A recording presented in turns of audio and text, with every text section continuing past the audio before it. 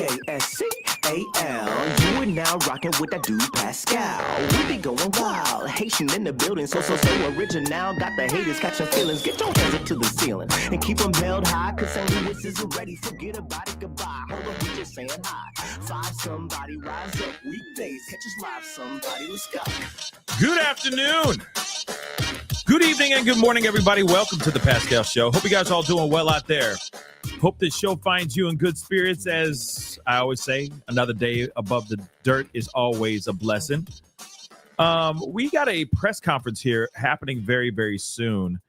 And so I wanted to hop on a little bit earlier, or a little bit early before it all gets started, because they already started to do some mic checks and all that stuff. And of course, you know, we are all wondering what the hell's going on, what's about to happen. And yeah, definitely interested to see what they're going to be talking about here today. So please do me a favor before we get into everything. All right. Thank you so much for watching from across the pond. I appreciate it. And everywhere else, I appreciate you guys coming in and spending the time with me. That means the world to me. Please do me a favor. Hit that like button down below. Crush it. Do it to do. Hit that reaction button if you're watching on other platforms. If you are watching on these other platforms, please make sure you hit that follow button as well. Don't forget to do that. I'm on Facebook, X/Twitter, Instagram, Rumble, Twitch, Kick. I'm on all those platforms, so make sure you are subscribed or following over there. Subscribe here on my main channel, right here on YouTube.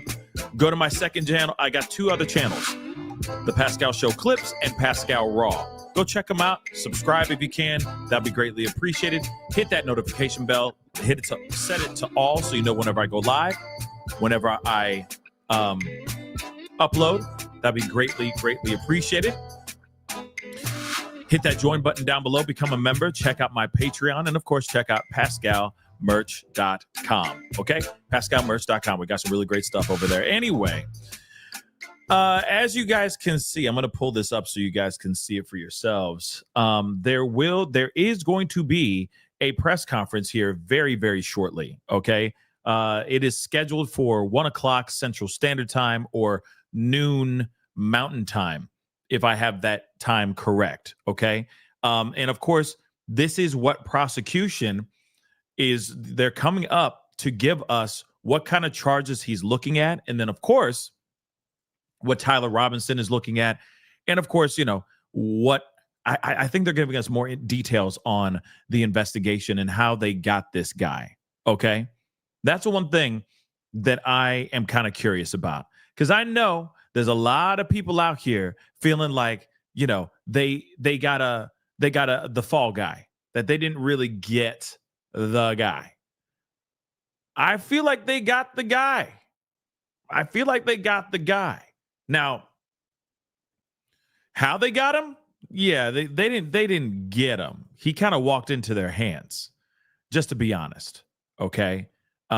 With all due respect, I mean, this is one of the reasons why Kash Patel was in a congressional hearing this morning, because he's been receiving a lot of backlash for how they handled this situation, because it was messed up.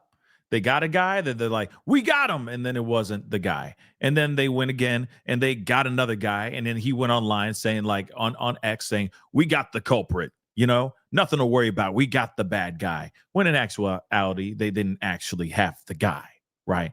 And then there was the manhunt.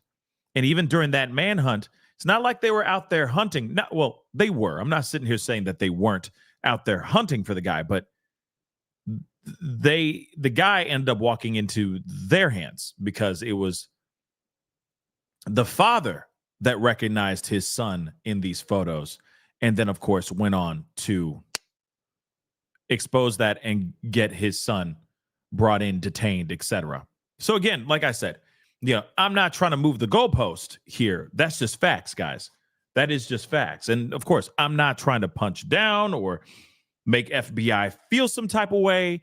I'm just saying something that is very, very much true. Okay.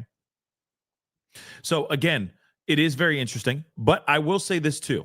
Without the FBI and local law enforcement being transparent with the public, after like a day, because it took him a day to finally give us better footage.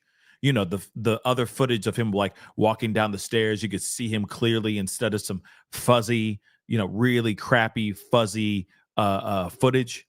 Without them doing that, I don't think the dad would have been able to even ask his son that question.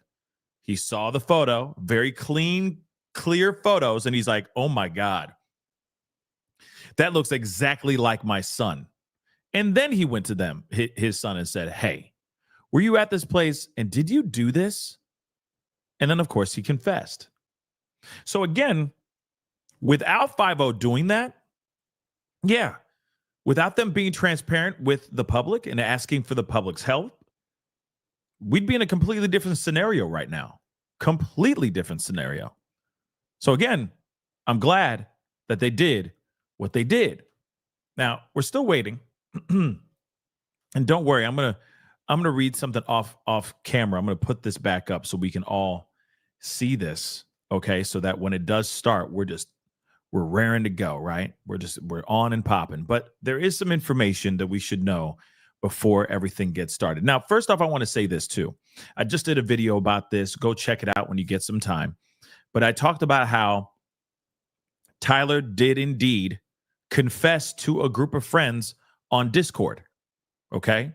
He definitely turned to his people and said, yeah, that was me. After some time, though, it wasn't like right off the bat, he's like, yeah, that's me, man. I did it. It's not like he went on to his Discord chat with his buddies and said, yes, I did it. And I loved every minute of it. Right. In fact, his friends were all sitting there going like, man, that looks a lot like you, bro. You have a doppelganger. You know what I mean? You better not show up at McDonald's anytime soon. Right. So he's sitting there making jokes. He's not denying it. He's just making jokes. Then later on, he comes out with messages to his friends basically saying, it was me. I'm sorry for anything I have caused you guys. Thank you so much for your friendship type of thing. I'll be seeing you on the other side. Or as Cash Patel said, I'll see you in Valhalla. Right? Didn't he say that about Charlie Kirk? He said, I'll see you in Valhalla. Did he not? It was a very interesting situation. But still, he confessed on Discord. And I know some places are saying he appears to confess. No, he confessed. He said it was me. It was me that pulled the trigger at UVU. He said it his doggone self, y'all. He said it. Okay?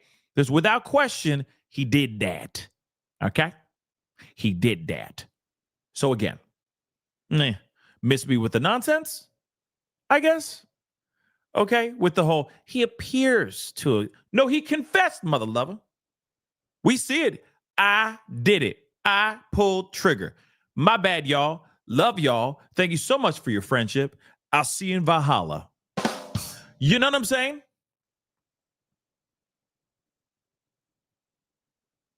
He did that. So I think we can all agree on that.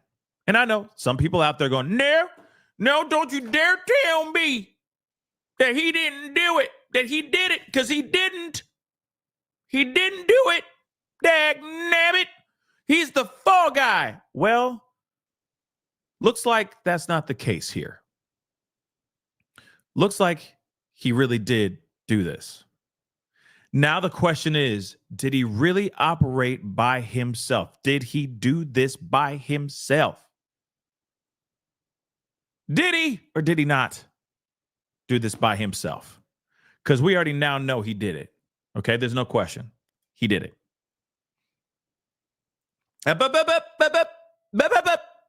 He did it. He confessed online. He confessed to his own papa. Yes, Paul, I did it, Paul. He's got his hat in his hand. You know what I'm saying? Yes, Paul. Well, yes, Paul. I'm so sorry, Paul. Right? So we'll see what happens here. Are there more involved? Is there some deep, sleeper cell that's going on? Right? Is there something else deeper going on here? To me, I'm going, there's no way he could have done all of this by himself. Then there's other people that are asking a lot of questions, which make they're making very good points. And I do have some questions here too, because we see footage of him walking down the street limping because he's got the weapon in his pant leg, because he can't just be walking around all willy-nilly with the thing out. It's going to be suspicious. That's going to look suspicious. But even though him limping looks suspicious as well, let's be real. But he could sit there and go, "Oh, football wound," or something crazy like that. But anyway, he does what he does. He gets up on the top of that roof. He pulls the trigger, jumps down off the roof, and some are sitting here saying, where's the pew-pew? If he later jumped off the roof and went and discarded it in a bush, shouldn't we have seen the actual weapon in his hand or see it in a duffel bag? So some people are asking about, like, where did the weapon suddenly disappear? Some are saying that he dismantled it up on the roof. But you got to understand, a weapon of that type apparently takes time to dismantle. You can't just do it really quick, like bye, bye, bye, bye. You know what I mean? Like you see in the movies, right? In those military movies, like bang, bang, bang, bang, bang, ready. You know what I mean? It's not like that. It takes a little bit of time to take it apart. He goes bang and he runs. And he left the screwdriver up on the roof, allegedly. This is where they got his DNA. That's how they got some of his DNA, on the screwdriver that he left behind. So if he was to break it down before he jumped off the roof, he wouldn't have time. He would not have time. Immediately, as soon as that bang, as soon as the shot went off, he was running across that roof and jumping down off the roof. He didn't have time to go back the same way he came from, which was like probably running down the stairs in the building and going out the building that way. No, he jumped off. He jumped off the doggone thing. So I see some people are asking that question. And we may look at that again before we end the show, because I am kind of curious about that too. But that's one thing people are asking about, because and I think that's one of the main reasons why the conspiracy theory is running, that maybe everybody. Don't go live yet. We're going to be a little bit delayed. We're in the process of not only filing the documents, but also printing them so that you have hard copies. Since good God. So close to the news conference, we want to print as many as we can, and we're also going to be posting it when it is filed. But unfortunately, that means that the news conference is going to be delayed probably another 10 minutes or so. Oh, okay. Ask for your patience as we continue to get that I was about to say, and completed so that we can continue and Jeff can appear before you.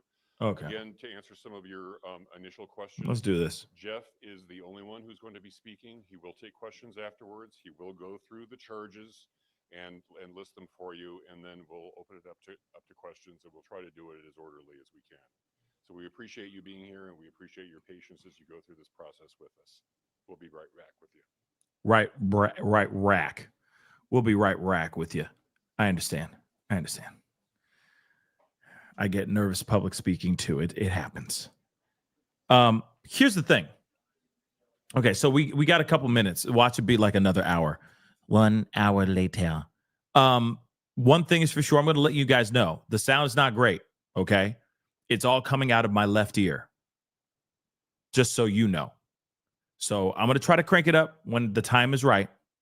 But you know how these things are. These pressers, they don't even think about, they don't worry about the sound, which is kind of ridiculous. So it's all coming out of my left ear. Okay. So you should only be hearing it from your left, on the left side as well. Just so you know. Okay.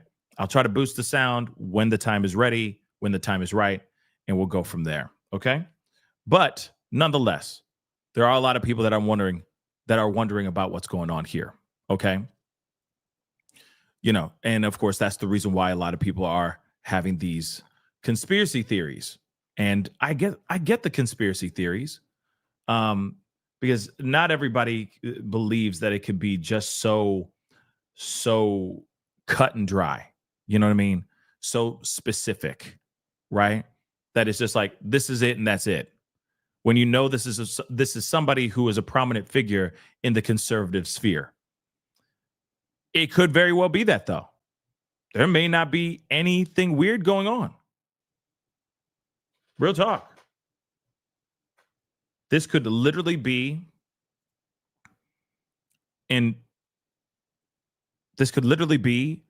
what it is. That this guy, on his own, made a decision and did what he did. But like I said, I understand some people just can't believe it being that simple, right? Some people are like, it just doesn't work for me. It's not enough for me. I need more. It needs to be more scandalous and more salacious. I don't know. All I know is sometimes what they found out is what they found out. But there could be more going on here, for sure. So let's see what's going on. One thing is interesting, though, because, of course, there's going to be some charges that they're going to be presenting here in just a little bit. Okay. So the man accused of fatally taking out Charlie Kirk, Tyler Robinson, okay, is scheduled to make his first court appearance on Tuesday, today, in Utah, where prosecutors are expected to formally charge him with the M charge. Robinson is expected to attend the hearing remotely by video from his jail cell. This is interesting that he's not even, I don't know why they're not bringing him in. So he's supposed to just show up via video. They're not even letting him out of the cell. And I'm wondering why. Now, some people could look at that and go, because he's getting rocked, right? And they're trying to cover up his wounds. I don't know about that. It could just straight up be because they want to make sure he doesn't get annihilated himself. Think about it. Yeah, Jen, there's a rumor floating around that he's being mistreated behind bars, right?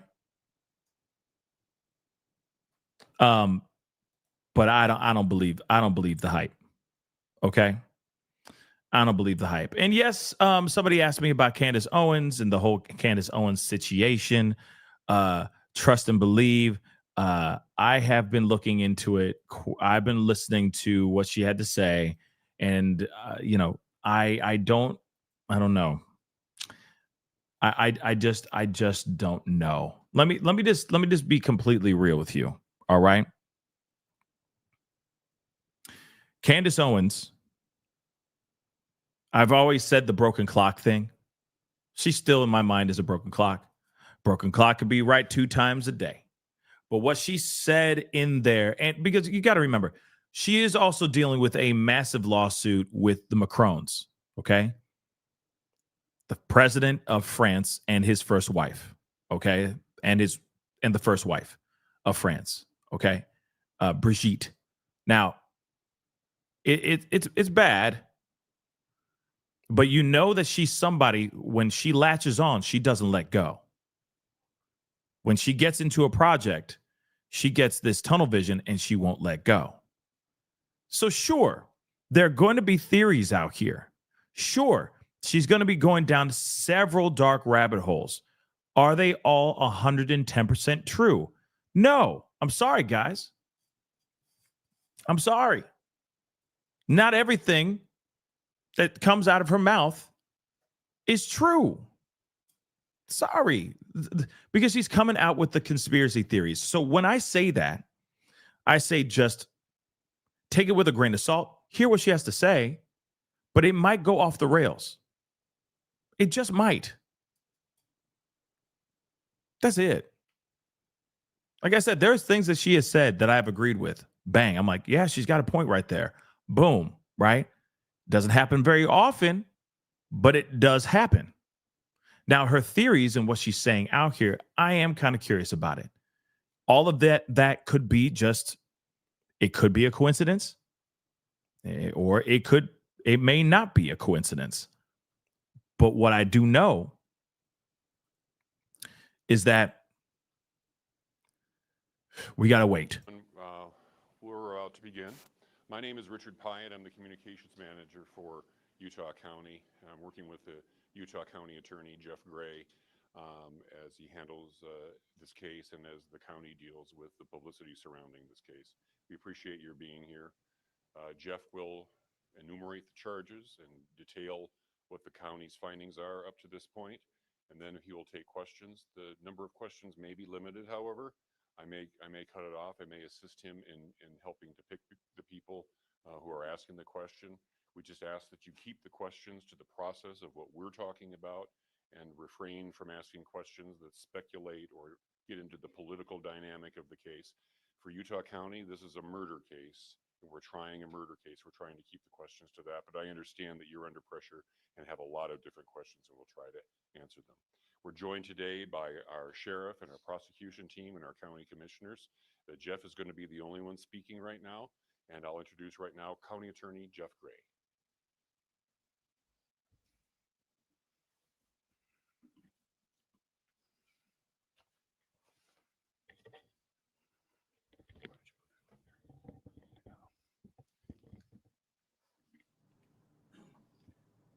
The murder of Charlie Kirk is an American tragedy. Charlie Kirk was murdered while engaging in one of our most sacred and cherished American rights, the bedrock of our democratic republic, the free exchange of ideas in a search for truth, understanding, and a more perfect union. It is also an offense against the state and to the peace and enjoyment of the people of Utah and of all those who visit here. But Charlie Kirk's murder also strikes a more personal and intimate chord. Charlie Kirk was first and foremost a husband and a father to two beautiful young children. He was a son, he was a brother, and a friend. Like all murders, the senseless and needless taking of Charlie Kirk's life has shattered the lives of those he loved and those who loved him. To Charlie's wife, Erica, his two young children, his parents, his family, and his friends, I express my sincere condolences and offer my heartfelt prayers on your behalf. I also want to express my concern for everyone who was at Charlie's Turning Point USA event at the Utah Valley University, and all who have been impacted by this tragedy. As county attorney, I am charged with bringing justice to those who offend our laws. I am charged with bringing justice for those who are harmed. I am charged with bringing justice for Charlie Kirk. I am committed to these aims. I take this responsibility seriously. Today, after reviewing the evidence that law enforcement has collected thus far, I am filing a criminal information charging Tyler James Robinson, age 22, with the following crimes. Count 1, aggravated murder, a capital offense, for intentionally or knowingly causing the death of Charlie Kirk under circumstances that created a great risk of death to others. Count 2, felony discharge of a firearm causing serious bodily injury, a first-degree felony. The state is further alleging aggravating factors on counts 1 and 2 because the defendant is believed to have targeted Charlie Kirk based on Charlie Kirk's political expression and did so knowing that children were present and would witness the homicide. The state is also charging defendant with count 3, obstruction of justice, a second-degree felony for moving and concealing the rifle used in the shooting. Count 4, obstruction of justice, a second-degree felony for disposing the clothing he wore during the shooting. Count 5, witness tampering, a third-degree felony for directing his roommate to delete his incriminating texts. Oh. Count 6, witness tampering, a third-degree felony for directing his roommate to stay silent if police questioned him. Oh. And count 7, commission of a violent offense in the presence of a child, a Class A misdemeanor, for committing homicide knowing that children were present and may have seen or heard the murder and did so based on Charlie Kirk's political expression. Also, following the press conference, I am filing a notice of intent to seek the death penalty. Woo! I do not take this decision lightly, and it is a decision I have made independently as county attorney, based solely on the available evidence and circumstances and nature of the crime. Because we are seeking the death penalty, the defendant will continue to be held without bail in the Utah County Jail. Turning to the 10-page information, these are the allegations. On September 10th, 2025, at approximately 12:23 p.m., Charlie Kirk was shot and killed while speaking to a large crowd on the campus of Utah Valley University in Orem, Utah.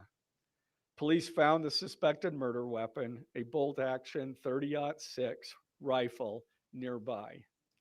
Over the next approximately 33 hours, police conducted a manhunt for the shooter until the evening of September 11th, 2025, when Tyler James Robinson surrendered to police at the Washington County Sheriff's Office.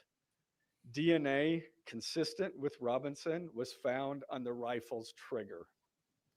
After shooting Mr. Kirk, Robinson hid the gun, discarded the clothing he wore when he fired the rifle, and told his roommate to delete incriminating text messages and not talk to police. Children were present at the time of the shooting. The shooting. Turning Point USA, a nonprofit organization founded in 2012 by Charlie Kirk, organized a public outdoor event to be held at noon on September 10th, 2025 at UVU. The event was the first in a series of similar events to be held at college campuses nationwide. Mr. Kirk is a well-known conservative activist, famous for these type of events, where he discusses various political issues and debates with audience members. His events and comments have garnered a significant number of supporters and drawn the ire of many who disagree with his political views. The event at UVU was announced far in advance and garnered significant publicity and interest. Consequently, several hundred people attended. Mr. Kirk was interacting with a crowd before the event officially got underway. Then at approximately noon, Mr. Kirk seated himself under a portable canopy behind a table and microphone. He began speaking to the crowd and fielding questions from attendees, a format Mr. Kirk commonly used at his events. Mr. Kirk allowed his questioners to approach a microphone positioned directly in front of him. Mr. Kirk's team members were very close to him on his right and left, as well as some behind his canopy and others at various close locations near him. The large crowd surrounded Mr. Kirk on three sides. Temporary metal fencing separated attendees from Mr. Kirk by only a matter of feet. Directly above and behind Mr. Kirk was the UVU Hall of Flags, an indoor walkway spanning several hundred feet with floor-to-ceiling glass windows, which overlooked the plaza where Mr. Kirk was seated. People were in the walkway at the time of the shooting. Approximately 15 minutes into the event, Mr. Kirk was answering a question about mass shootings by transgender individuals when a gunshot rang out. The bullet struck Mr. Kirk in the neck. He slumped to the ground almost immediately. The bullet's trajectory passed closely to several other individuals beside Mr. Kirk, including the questioner who was standing directly in front of Mr. Kirk.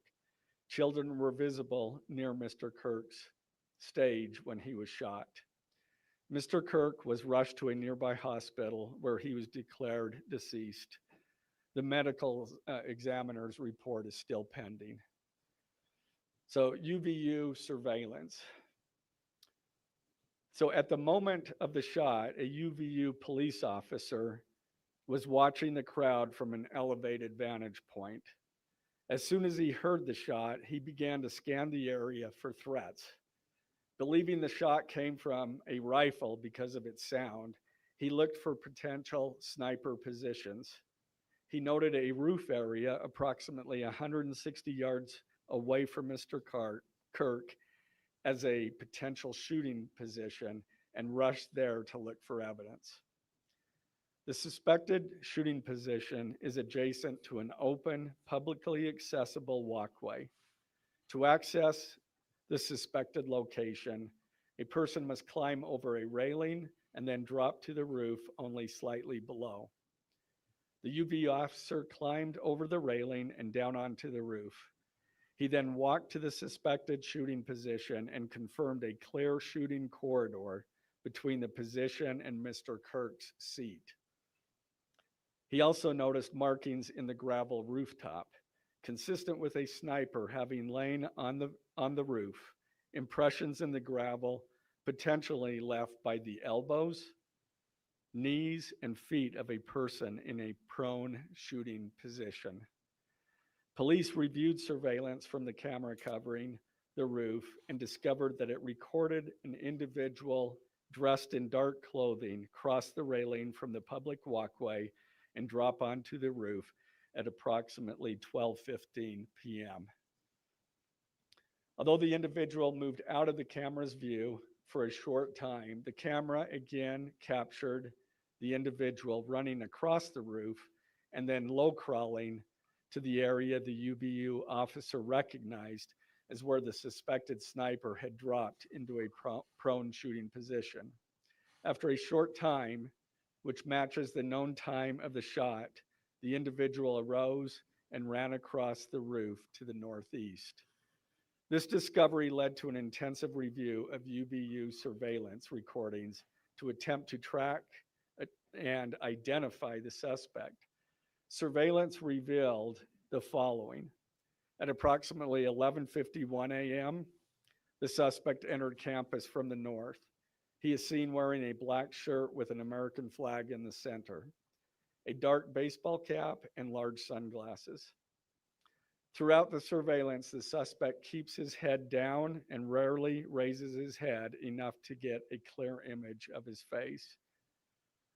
As he proceeds across the campus, he is seen walking with an unusual gait. The suspect walks with very little bending in his right leg, consistent with a rifle being hidden in his pants. This unusual gait continues until the suspect is seen crossing the railway off the open walkway and onto the roof, where he leaves the camera's view. A camera later captures the suspect as he runs across the roof to the suspected shooting position. Immediately after the shot was fired, a camera captures the suspect running across the roof carrying an item whose shape is consistent with a rifle. The suspect is then seen climbing down from the roof. He appears to drop the item he was carrying as he hits the ground in a controlled fall. He then picks up the item and runs toward the northeast end of campus. Expanded crime scene investigation. Law enforcement officers followed the suspect's escape path to the northeast end of campus, where they believe the suspect left campus and entered a wooded area. In that wooded area, investigators found a bolt-action rifle wrapped in a towel. The rifle contained one spent round and 3 unspent rounds. This is consistent with the facts officers observed at the time of and immediately after the shootings. No shell casings were found on the roof, suggesting a bolt action rather than an auto-loading weapon, and only a single round was fired. Each round in the rifle contained an etched inscription as follows. The fired cartridge was etched, no Tice's bulge, OWO, what's this? No Tices. The second cartridge that was again not spent, the last 3 were not spent, were not fired. The second, hey fascist, catch, with arrow symbols. The third cartridge, oh Bella Chow, Bella Chow, Bella Chow, Chow Chow. The fourth cartridge, if you read this, you are gay, LMAO. The rifle, ammunition rounds, and towel were sent for forensic processing.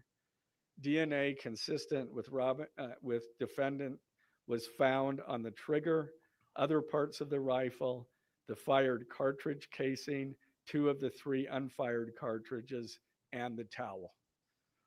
Law enforcement was unable to immediately locate the shooter, so they published photos of the shooter from the UVU surveillance cameras and asked for the public's help to identify him. Meanwhile, law enforcement continued to try to identify the shooter through other means. The Washington County investigation. On the evening of September 11th, 2025, as law enforcement continued their investigation, Tyler James Robinson went to the Washington County Sheriff's Office with his parents and a family friend to turn himself in. Robinson's mother stated that the following to police. On September 11th, 2025, the day after the shooting, Robinson's mother saw the photo of the shooter in the news and thought the shooter looked like her son. Robinson's mother called her son and asked him where he was. He said he was at home sick and that he had also been at home homesick on September 10th. Robinson's mother expressed concern to her husband that the suspect shooter looked like Robinson. Robinson's father agreed. Robinson's mother explained that over the last year or so, Robinson had become more political and had started to lean more to the left, becoming more pro-gay and trans rights oriented. She stated that Robinson began to date his roommate, a biological male who was transitioning genders. This resulted in several discussions with family members, but especially between Robinson and his father, who have very different political views. In one conversation before the shooting, Robinson mentioned that Charlie Kirk would be holding an event at UVU, which Robinson said was a stupid venue for the event. Robinson accused Kirk of spreading hate. Robinson's father reported that when his wife showed him the surveillance image of the suspected shooter in the news, he agreed that it looked like their son. He also believed that the rifle that police suspected the shooter used matched a rifle that was given to his son as a gift. As a result, Robinson's father contacted his son and asked him to send a photo of the rifle. Robinson did not respond. However, Robinson's father spoke on the phone with Robinson. Robinson implied that he planned to take his own life. Robinson's parents were able to convince him to meet at their home. As they discussed the situation, Robinson implied that he was the shooter and stated that he couldn't go to jail and just wanted to end it. When asked why he did it, Robinson explained there is too much evil and the guy, referring to Charlie Kirk, spreads too much hate. They talked about Robinson turning himself in and convinced Robinson to speak with a family friend who is a retired deputy sheriff. At Robinson's father's request, the family friend met with Robinson and his parents and convinced Robinson to turn himself in. The family friend spoke to police and reported telling Robinson that it would be best if he brought all evidence with him to the sheriff's office to avoid police having to search his parents' home. The friend also asked Robinson if he had any clothes that were related to what he did. Robinson replied that he had disposed of the clothes in different areas. The roommate. Police interviewed Robinson's roommate, a biological male who was involved in a romantic relationship with Robinson. The roommate told police that the roommate received messages from Robinson about the shooting, and he did provide those messages to police. On September 10th, 2025, the roommate received a text message from Robinson which said, "Drop what you're doing. Look under my keyboard." The roommate looked under the keyboard and found a note that stated, quote, "I had the opportunity to take out Charlie Kirk, and I'm going to take it." Police found a photograph of this note. The following text exchange, then took place. After reading the note, the roommate responded, "What? You're joking, right?" Robinson, "I am still okay, my love, but I'm stuck in Orem for a little while longer yet. Shouldn't be long until I can come home, but I gotta grab my rifle still. To be honest, I had hoped to keep this secret till I died of old age. I am sorry to involve you." Roommate, "You weren't the one who did it, right?" Robinson, I am. I'm sorry." Roommate, "I thought they caught the person." Robinson, "No, they grabbed some crazy old dude, then interrogated someone in similar clothing. I had planned to grab my rifle from my drop point shortly after, but most of that side of town got locked down. It's quiet, almost enough to get out, but there's one vehicle lingering." Roommate, "Why?" Robinson, "Why did I do it?" Roommate, Yeah. Robinson, "I had enough of his hatred. Some hate can't be negotiated out. If I am able to grab my rifle unseen, I will have left no evidence." Going My to love. attempt to retrieve it again. Hopefully they have moved on. I haven't seen anything about them finding it. Roommate, "How long have you been planning this?" Robinson, "A bit over a week, I believe. I can get close to it, but there is a squad car parked right by it. I think they already swept that spot, but I don't want to chance it." Robinson again, "I'm wishing I had circled back and grabbed it as soon as I got to my vehicle. I'm worried what my old man would do if I didn't bring back Grandpa's rifle. Grandpa's rifle. IDEK if it's had a serial number, but it wouldn't trace to me. I worry about prints. I had to leave it in a bush where I changed outfits. Didn't have the ability or time to bring it with. I might have to abandon it and hope they don't find prints. How the F will I explain losing it to my old man? Only thing I left was the rifle wrapped in a towel. Remember how I was engraving bullets? The F in messages are mostly a big meme. If I see notice bulge UWU on Fox News, I might have a stroke, all right. I'm going to have to leave it. That really effing sucks. Judging from today, I'd say Grandpa's gun does just fine, IDK. I think that was $2K scope. Wink, wink. Robinson again, delete this exchange. Again, Robinson, my dad wants photos of the rifle. He says Grandpa wants to know who has what. The feds released a photo of the rifle, and it is very unique. He's calling me, RN, not answering.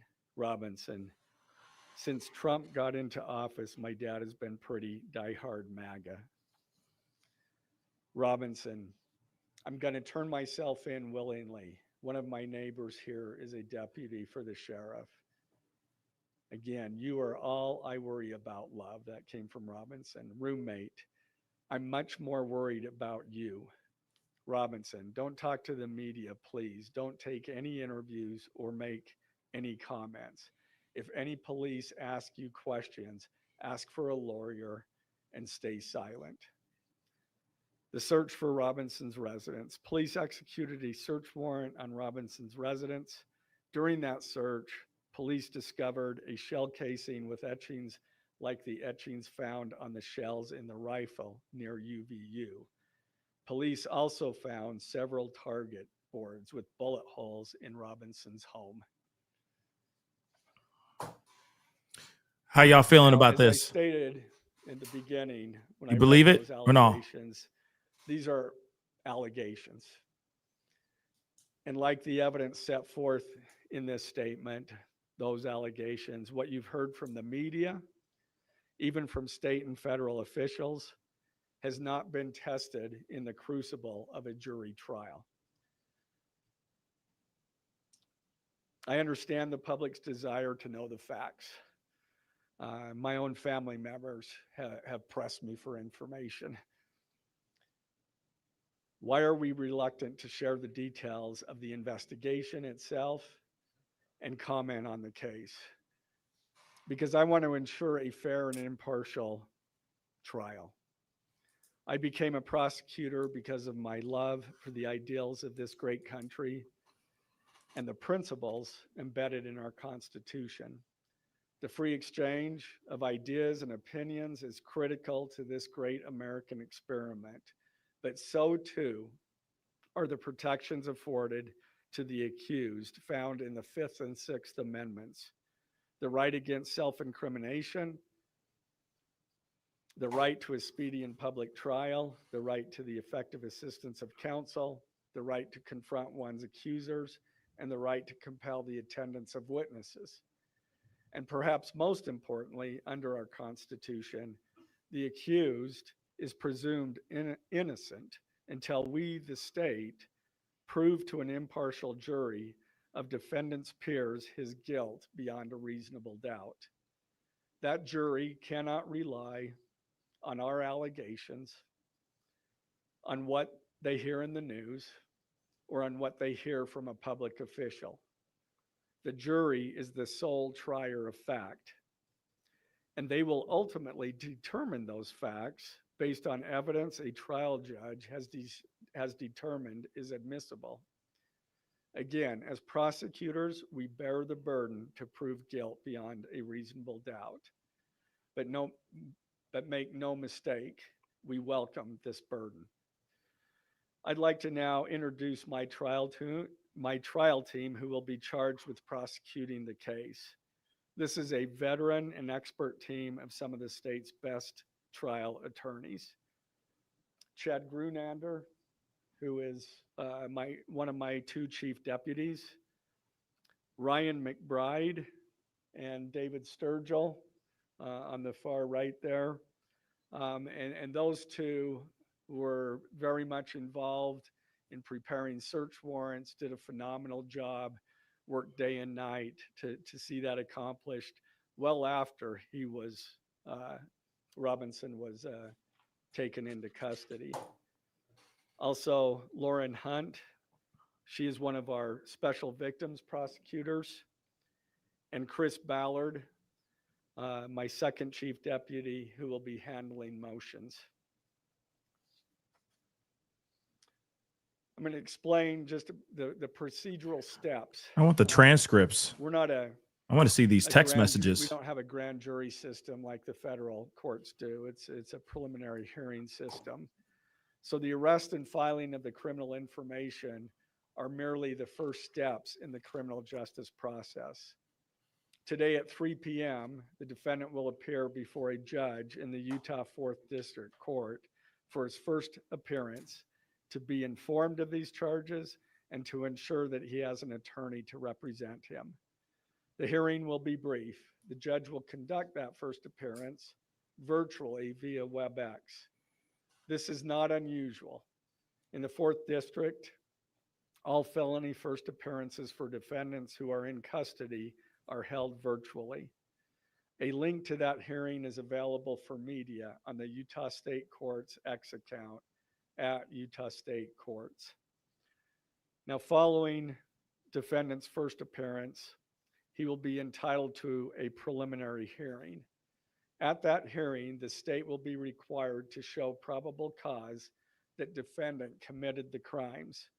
The purpose of the preliminary hearing is not to determine guilt, but simply to assure the court that the prosecution has enough evidence to proceed to trial. If a judge finds probable cause and binds the case over for trial, an arraignment hearing will be held. At that hearing, a judge will again inform defendant of the charges against him and require him to enter a plea to each charge. The next step following the arraignment is an opportunity for the parties to file any relevant motions and then ultimately the trial itself. This case has generated a tremendous amount of interest across our nation and even the world. The public's desire for information is understandable, but it bears reiterating that this case will be tried in a court of law consistent with our Constitution, not the court of public opinion. Thus, we will only discuss the case with the press occasionally. It will not be a day-to-day or even week-to-week occurrence, but we will only do so in a manner as not to jeopardize the fair trial process. Before I conclude, I want to express my appreciation for the tireless work of our local, state, and federal law enforcement officers. They have an extremely difficult, dangerous, and often thankless job. I'm proud to acknowledge the exceptional work they do every day, and particularly their work on this case. It was truly a marvel to witness. Their skilled work and dedication have brought us to this point. I'm also grateful for the leadership demonstrated by Bo Mason, the Commissioner of the Utah Department of Public Safety, FBI Special Agent in Charge Rob Bowles, Utah County Sheriff Mike Smith, our local police chiefs, and Felice John Vitti, the acting U.S. Attorney for the District of Utah. I'm also grateful for the support of our Governor, Spencer Cox, and our Attorney General, Derek Brown, who is standing behind me today and has offered his support and resources as we proceed to trial. Finally, I want to thank our Utah County Commissioners, Amelia Powers Gardner, Brandon Gordon, and Skylar Beltran. They too have pledged to assist with the resources needed to successfully prosecute this case. I will now take a few questions. This is crazy. Ladies and gentlemen, Crazy, guys. really fast, if you could identify yourself and what organization. Okay. This is crazy. They are still looking into it. It's an undergoing investigation. They haven't ruled that out.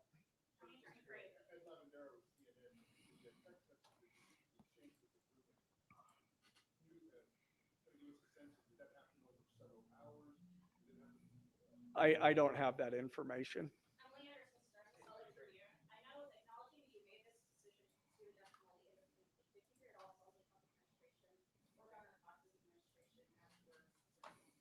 I talked to officials from both administrations, but I was not pressured to make a decision. I understood their feelings on it because it was in the news, but we didn't really discuss that. Mr. Gray, Gary Tenney with Fox News. Do you have any indication that transgender issues played a role in the motivations for this shooter? I'm going to stick to what I just stated. Good question, though. In our information. I think that is pretty much set forth there.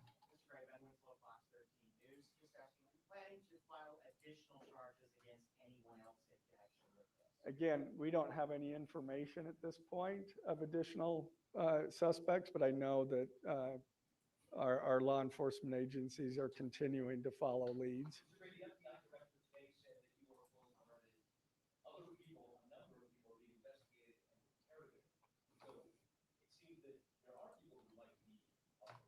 Yeah, I'm not. I can't comment on that. I'm not aware of all their investigation. I just know that these agencies are continuing to investigate this case and follow all leads.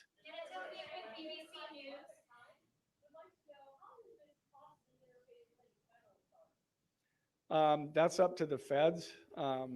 They have different charges and they're reviewing the evidence, and after they review the evidence and the law, they could file charges, but I'm not privy to exactly what they're looking at. Dennis, how big with the BBC? You spoke a lot about text messages with the roommate. The governor previously said the roommate is cooperating, but could we see charges against the roommate? Good question. Again, I'm not prepared to answer that question. Mr. Twiggs.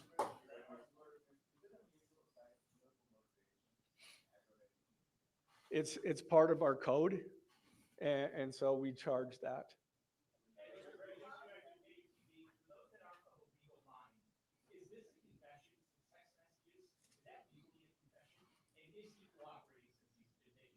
Ultimately, Good question. the judge will determine that at trial. Again, I'm not going to comment on that. Okay.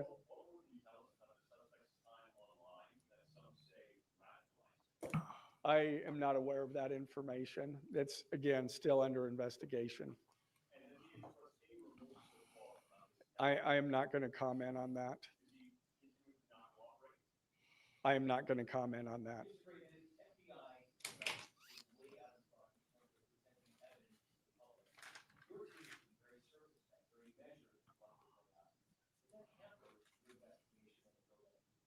Well, as attorneys, we typically like to control that information to preserve an impartial jury and a fair trial.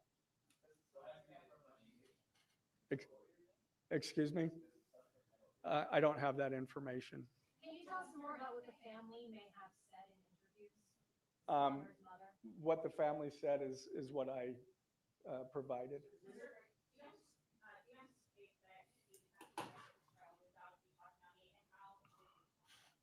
That from where?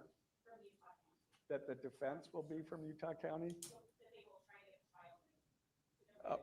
I couldn't predict what they're going to do.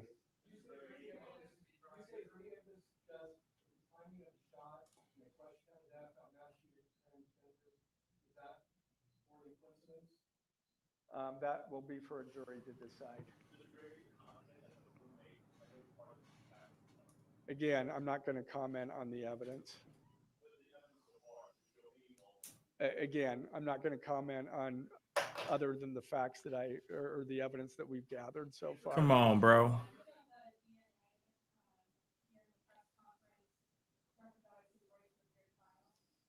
I don't believe so. This is part of a public document that we have to file as we file a criminal information. We have to file a probable cause statement. That's a public document, and so we're comfortable with that. I'm not going to comment on that either. Man.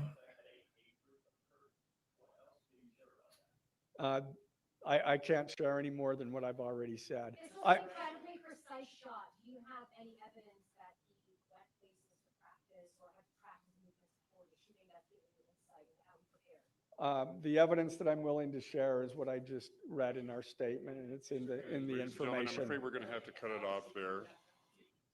Okay. I'm not going to comment on that. Okay, thank you, ladies and gentlemen. Wow. Wow. Here's something. Yeah, I don't know why I just stopped like that. I to feel drop the item he was carrying as he hits the ground in a controlled fall. there's. He then picks up the item and runs toward Hold the on. northeast cartridge cameras and asks for the public's help to identify who he was. He said he was at home sick and that he had also been at homesick on September 10th. Now hold on. Now Tanya, I don't think this was a waste of time. I think there's a lot of information here that was something. I think it was interesting. The text messages. I'm trying to bring back the text messages again. What he read to us, right? He said, "No Tices, bulges." I'm done. He said, "No Tices, bulges." That I felt like it's Aaron. You know what I mean? Jay Quellen. Oh, Shaw Hennessy. You know what I mean? Oh, the questions were. Yeah, the questions were definitely not. I mean, some of them were good questions, but they didn't answer any of them. That's the problem. All the good questions that they asked, all the bing bang boom, you know, those the 2-piece with the side of with the biscuit. They just dodged every single one of them. Yep, that's what they did.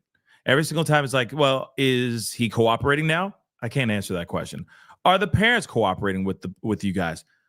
I can't answer that, right? So that part is annoying. It's like, why even have the questioning part at the end if you're not going to answer not one damn question?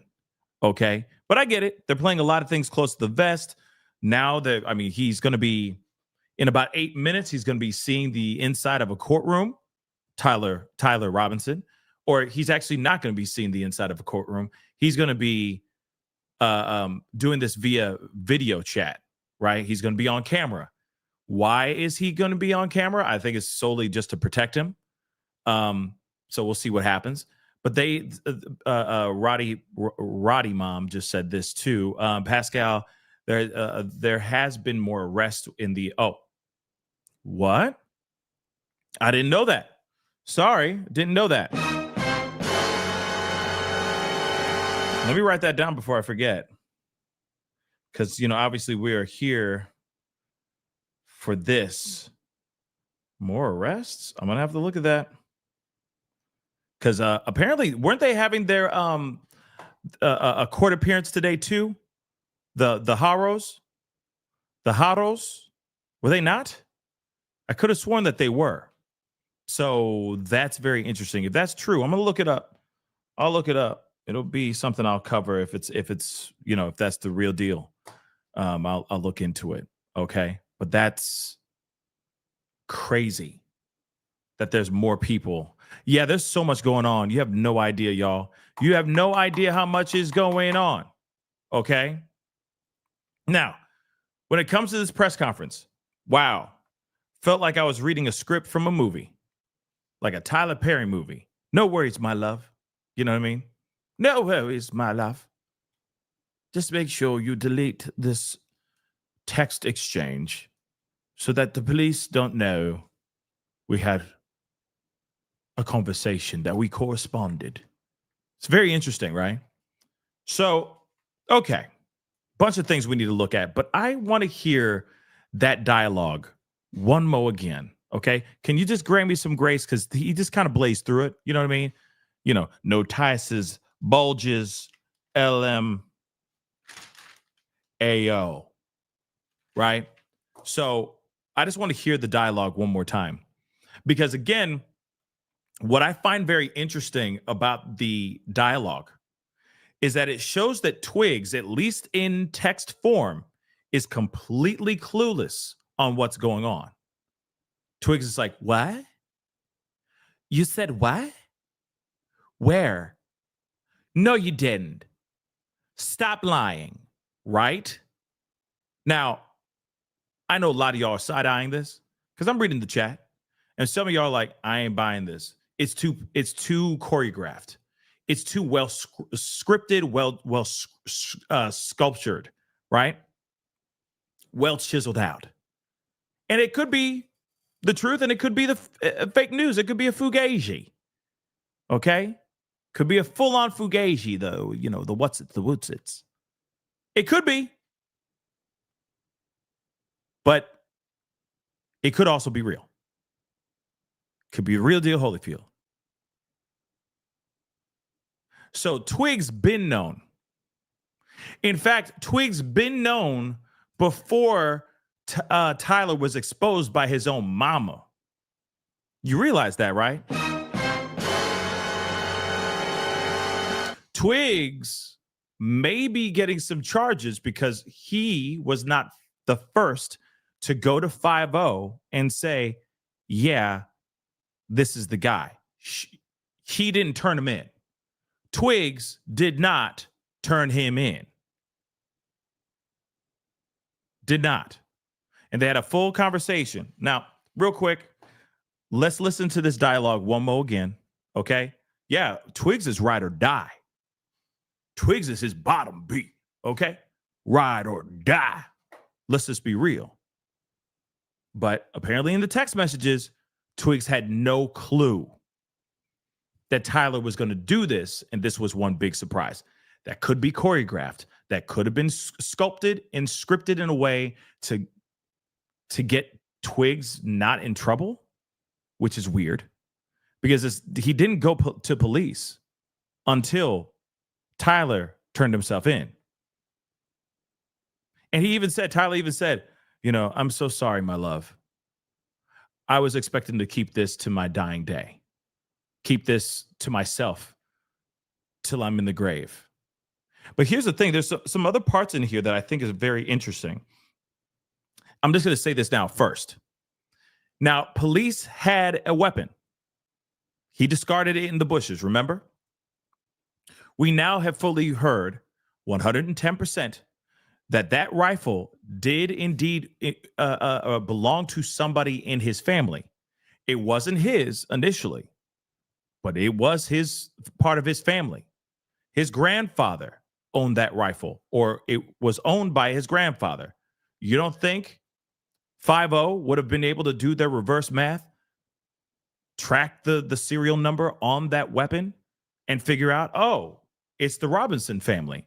Then all they have to do is process of elimination, and they would have been able to get this guy as well, just from the rifle alone. Sure, they didn't catch him. He turned himself in due time, but it was only going to be a matter of time that they would have been able to check out Pawpaw's rifle, realize that it's a Robinson, and then to do the reverse math. Just so you know. But they didn't have to do that. He turned himself in because of mama, okay? Mama, you just identified me. You know what I'm saying? Oh, I love you. Oh, my dear God. But shout out to mama. So his mom, who said, I know his lanky ass from anywhere, and said, oh, my word, that's Ty. Then went to husband and said, oh, Ty, doesn't that look like Ty? Doesn't that look like Ty? And he said, yep. Well, does look like my son. Then they went and talked, or he went and had a conversation with Tyler. And then Tyler lost his doggone mind. He said, I ain't going down. I'm going to, pew, he going to do something bad to himself before the 5-0 gets to me. Right. And of course, that's when they convinced him, talked him out of it. I don't know. Maybe he brought in faith. That's the reason why he talked to a pastor. And then he finally turned himself in. But it was mama that said, I know my son from anywhere. That looks a lot like Ty. And then dad went and confronted him. Oh, here's the other thing too. They said they confronted him through text message. And he goes, oh, okay. If it wasn't you and you were just sick that day,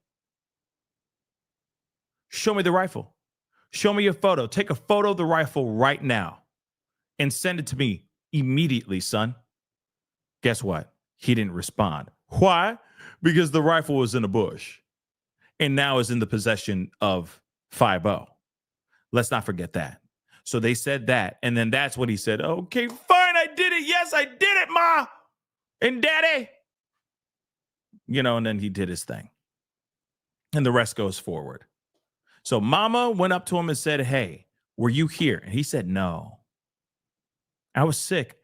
You know what I mean? Merman. Merman. Nobody? Zoolander? Anyway. Sorry. Good God. What's wrong with me? Anyway.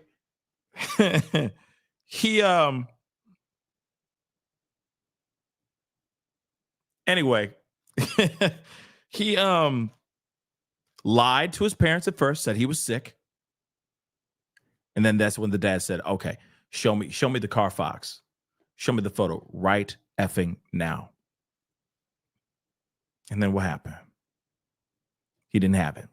So that's when he was caught. He was caught in his lie, and he was caught. So again, very, very interesting stuff. But before we go on everything, thank you so much for the updates. I'm going to look at those things here in just a second. But most importantly, love, I want to hear this dialogue. Scenes from Twigs and Berries. Here we go.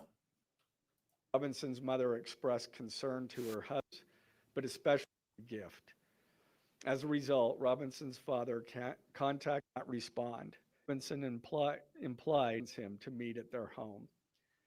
As they asked him to Charlie Kirk, Vincent, deputy sheriff.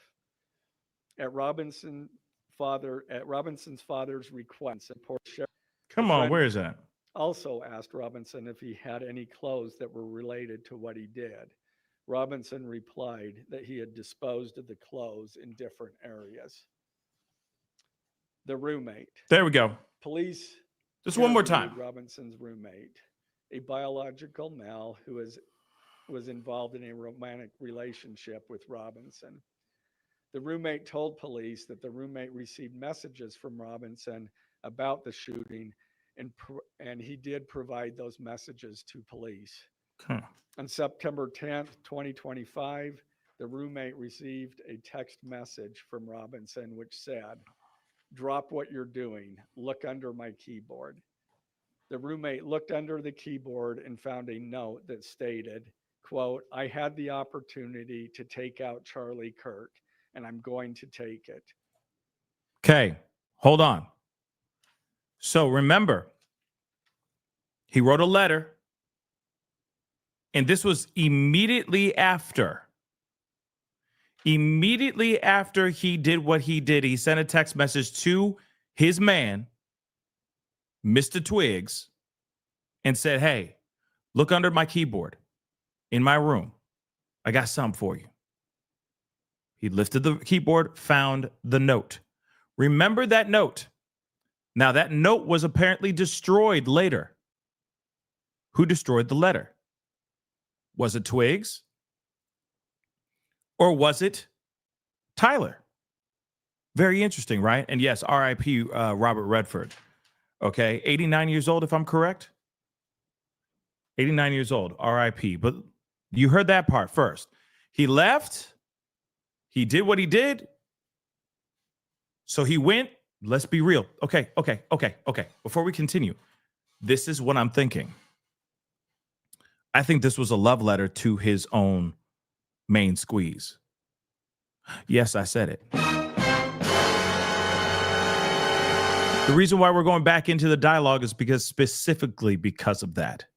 I truly think that he was like tired of the pain that his boyfriend is going through, the ridicule, what he's seeing on the internet, the news, etc. Maybe, I don't know. But one thing is for sure, he goes, go and check under my keyboard. I got a letter for you. Why would he do that? He's like, he could have easily kept that secret with him till he died, but he didn't. He said, look what I did. You know what I mean? You get what I'm saying? Okay. Yeah. Okay. So I feel like that's what's going on here. That he's like, okay, I just did this, and now my man, my love is really gonna love me. My boo thing is gonna appreciate me. We're gonna celebrate. Okay. Running around in furry onesies and having a grand old time. Okay, rolling around in a big man-sized cat litter box. We're just gonna have a blast, sniffing catnip. You know, I don't know, but there's something about this that gives me the vibe that he's like, "Yo, this was for you. Do it for you." You know what I mean? Okay, let's go. Police found a photograph of this note. The following text exchange, then took place. After reading the note, the roommate responded, "What? Mm. You're joking, right?" Robinson, "I am still okay, my love, but am stuck in Orem for a little while longer yet. Shouldn't be long until I can come home, but I gotta grab my rifle still. To be honest, I had hoped to keep this secret till I died of old age." There it is. So he's like, "My love." Now I know what I'm saying. I know. This is completely different. I know a lot of people like, nah, this is cap. This is cap, son. This is all cap. This is cap. This is cap.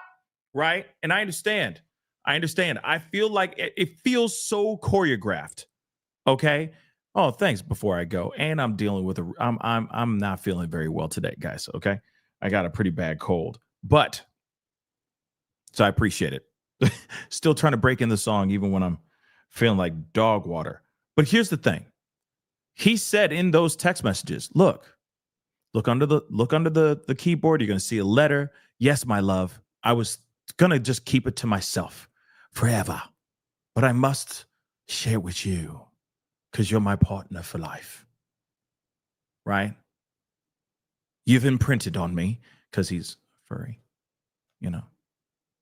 So, maybe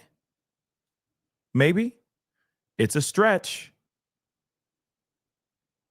but maybe. Let's continue. He says, "My love, I was going to keep it to myself, but this was, in a way, it's like, this is my gift to you. Do you understand? Now we can be free." Right? Now, I know some of y'all are going to be like, this is too good to be true. This is too off. Hold on. I'm glad you caught that imprint part. I'm so proud of you. I'm so proud of you, Gemini. You know, because furries. Okay, never mind. Just because imprint. Okay. It's dogs and animals and print. Just roll with me here, guys. Okay. But nonetheless, this is almost like a love letter and a gesture of love to his main squeeze, to his love. He didn't want to keep it to himself. He wanted to let his partner in crime know what he did. Okay. What he did for them, for Twigs. Moving on. Twigs. You can't write this stuff. "I am sorry to involve you." Roommate, "You weren't the one who did it, right?" Robinson, I am. I'm sorry." Roommate, "I thought they caught the person." Robinson, "No, they grabbed some crazy old dude, then interrogated someone in similar clothing. I had planned to grab my rifle from my drop point shortly after, but most of that side of town got locked down. It's quiet, almost enough to get out, but there's one vehicle lingering." Roommate, "Why?" Robinson, "Why did I do it?" Roommate, "Yeah." Robinson, "I had enough of his hatred. Some hate can't be negotiated out." Some hate can't be negotiated out. Just so you know. He also said,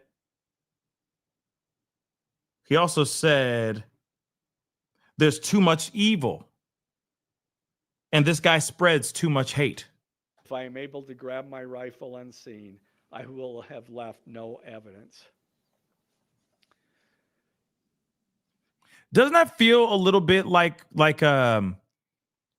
Like I said, it feels like he's like back in the old times, like, you know, like a knight in shining armor. You know what I mean? Like a knight in shining armor from a long time ago. I don't know why that song just popped in my head, but you know what I mean, though, right?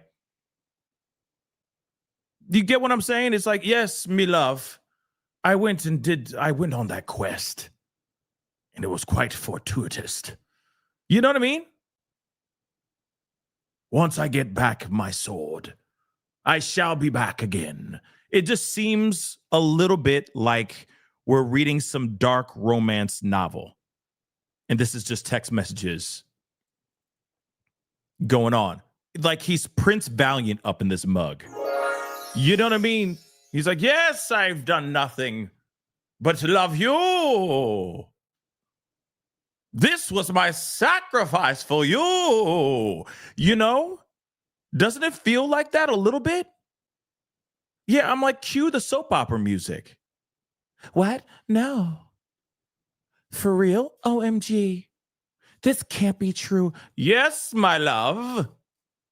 I've done all of this for you. Come on. This is crazy. This is crazy. You can't write this stuff, but they did. It's some of y'all going, the feds wrote this. The feds aren't this creative.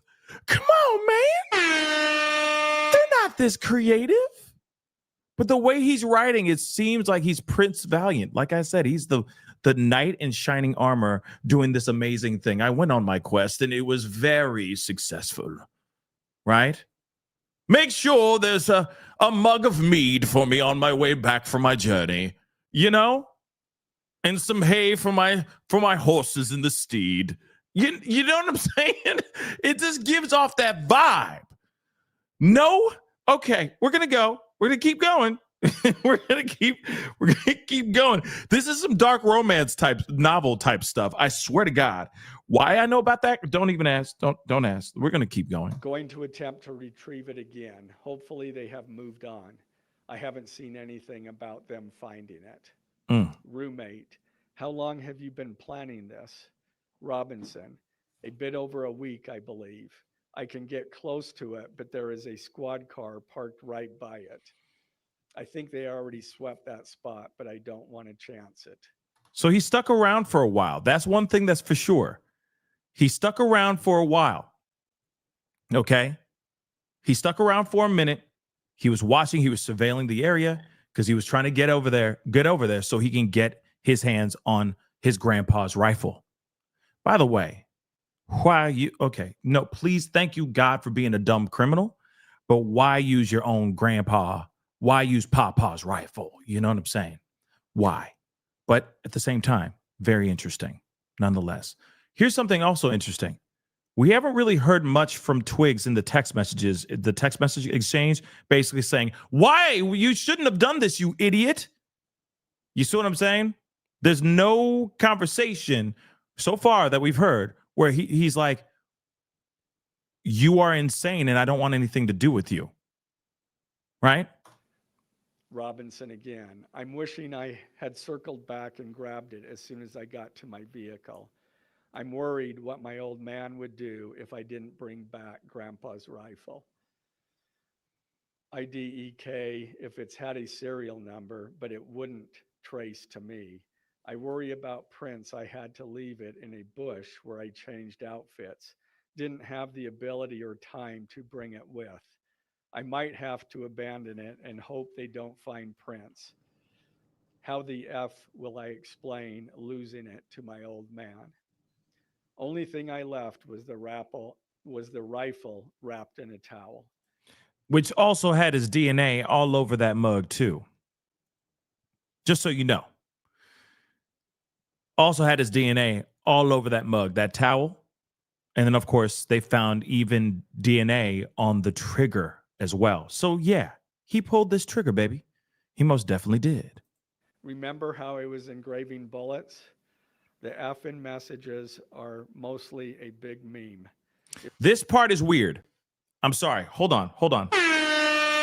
Little heads up. This part right here is funky. So we're about to get into, I'm going to do a little bit of rewind because it almost feels like there's too much exposition. Okay, let me just break this down. Have you ever seen pretty much a Tyler Perry movie? And you wonder, not all of them, but some of them are really, really bad. You want to know why they're really, really bad? Because there's too much explanation. There's too much exposition in the dialogue to explain to the audience what's really going on, right? And you know for a fact, it takes you completely out of the movie. You don't have to be a movie fanatic. You just innately feel it in your bones where you go, this is so dumb, right? This is so dumb. Why are they talking to us like the audience is stupid? You don't have to do all this exposition. You don't have to explain all this crap before the movie even gets started, okay? Within the first act. They'll sit there and go, well, thank God I'm a doctor and very successful at what I do. And man, I can't believe I got divorced yesterday by my ex-wife who's also sleeping with my best friend right now. And it's in the first 5 minutes of the damn movie. And you're like, you could have left that out. We don't need all that dialogue. We're not dumb, right? Now I feel like we're getting into that exposition, the over the top exposition crap, where I feel some of you guys are going, this is cap. This is all lies. And I get it because it feels too much like there's exposition going on right here. Let's take a listen to that too. A rifle wrapped in a towel. Here it is. Remember how I was engraving bullets? The effing messages are mostly a big meme. If I see notice bulge UWU on Fox News, I might have a stroke, all right. I'm going to have to leave it. That really effing sucks. So in other words, they're basically saying, or he's saying, allegedly in these text messages, that what he engraved on the ammunition is just trash. It means nothing. It was nothing. That's how I'm interpreting it, where he's like, dang, I could have used this opportunity to say something even more, say something even more profound, but I didn't do that. I used memes, which mean nothing to me. That's how I'm interpreting it, at least. Maybe I'm wrong. But the way I'm interpreting it, he's like, oh, man, I feel like an idiot. I could have used better phrases. I could have used something else, right? But now he feels like Boo-Boo the Fool because he's like, man, I could have really left something behind with a more prominent message than what I put out there. That's at least how I'm breaking it down. Let's continue. Judging from today, I'd say Grandpa's gun does just fine, IDK. I think that was $2,000 scope. So the scope on the weapon is about $2,000. Okay. And of course, he's, like I said, a lot of exposition, which I could see why some people are like, this is a lie. Wink, wink. Robinson again, delete this exchange. Again, Robinson, my dad wants photos of the rifle. He says Grandpa wants to know who has what. The feds released a photo of the rifle, and it is very unique. He's calling me, RN, not answering. Robinson, since Trump got into office, my dad has been pretty diehard MAGA. Robinson, I'm going to turn myself in willingly. One of my neighbors here is a deputy for the sheriff. Again, you are all I worry about, love. That came from Robinson. Roommate, I'm much more worried about you. Robinson, don't talk to the media, please. Don't take any interviews or make any comments. If any police ask you questions, ask for a lawyer and stay silent.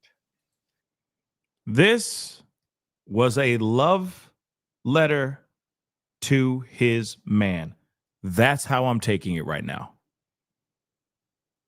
Also, if you notice, there was a slew of text messages that were happening between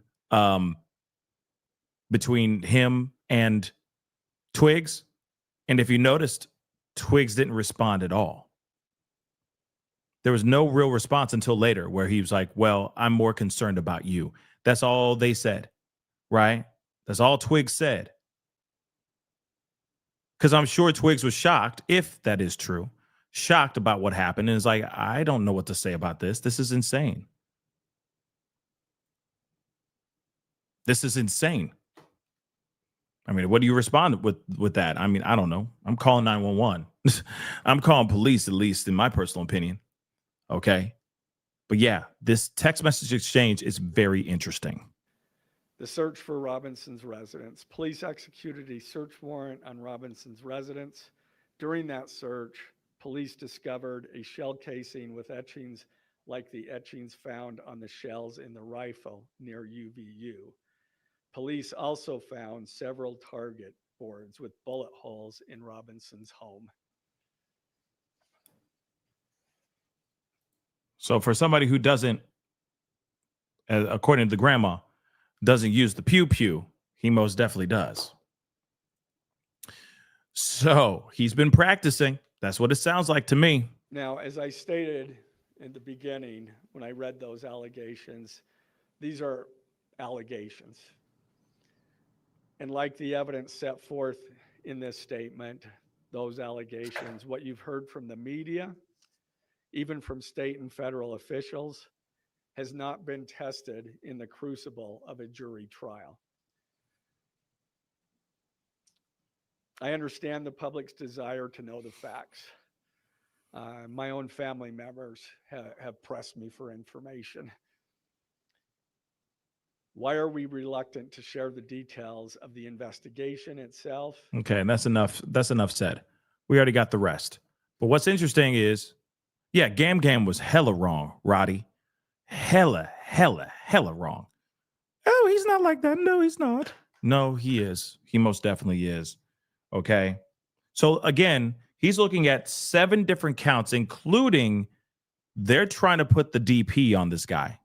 So he has 7 different counts. So I'm going to list them off really quick. All right. 1, aggravated M.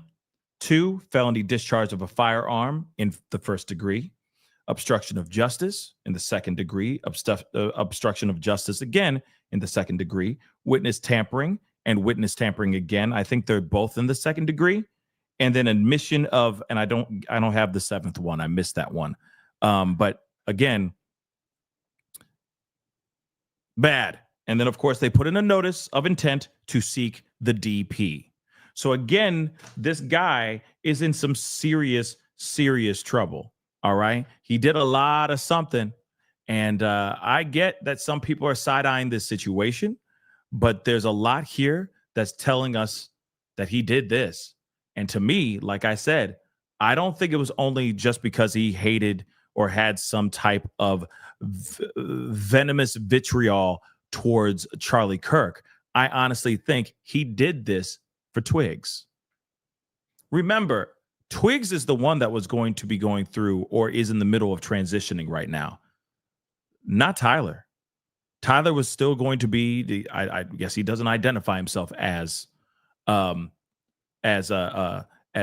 she or she, her, right? He was just going to be I would assume, openly gay man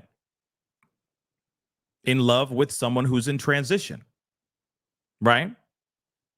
So I think maybe he was in love, couldn't handle what he was seeing on the sidelines to someone that he loves. And maybe there was just something about Charlie Kirk that just triggered him. And I don't mean triggered, pun intended, not intended. But again, maybe that's just the thing that set him off. But at the same time, though, it seems so strange, right? That he would do such a thing as what he did. And here's the other thing, too. Why Charlie Kirk of all people? I mean, I know he said that there's too much evil, and he's one of the people that actually spreads too much hate. So just that alone is the reason why they're coming after this guy, right? But I am kind of curious about what else there is, right? So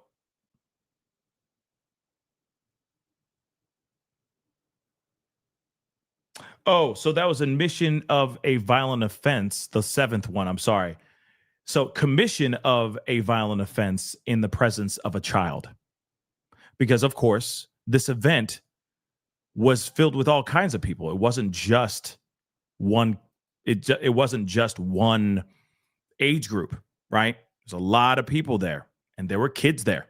Let's not forget, from what I understand, Charlie Kirk's daughter, when the pops rang out, started running towards Charlie. So apparently his kids were there, or his kid was there. Or yeah, his kids were there. His wife was there at the event.